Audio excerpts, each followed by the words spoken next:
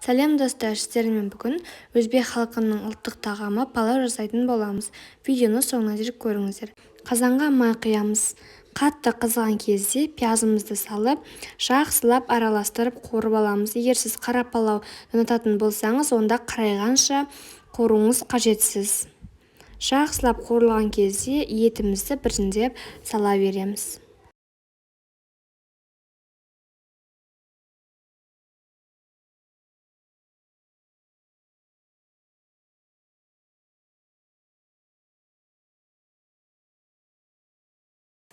Етті жақсылап қуырамыз.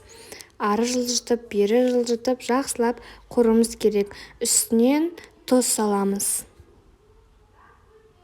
Тағы да жақсылап араластырамыз.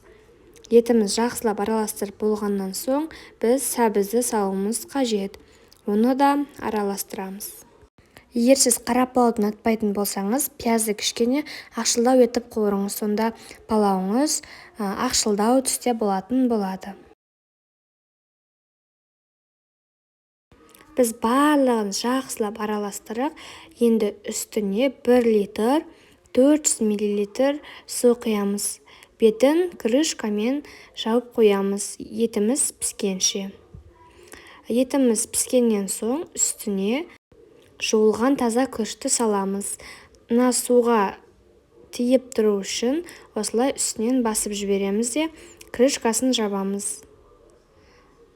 Астын кішкене жылдамдатамыз. Бұрқылдап қайнай бастаған кезде осылай су тартылады. Сол кезде асты күйіп кетпес үшін, арасына ауа кіріп тұру үшін осылай пышақтың көмегімен тесік істеп ауа кіргізуіміз қажет. Одан соң бетін осындай пакетпен жауып қоямыз. Күрішіміз піскенше 20 минутқа қалдырамыз. Крышкасын жауып қоямыз. Піскеннен соң пакетін алып тастап, ыдысымызға сала береміз.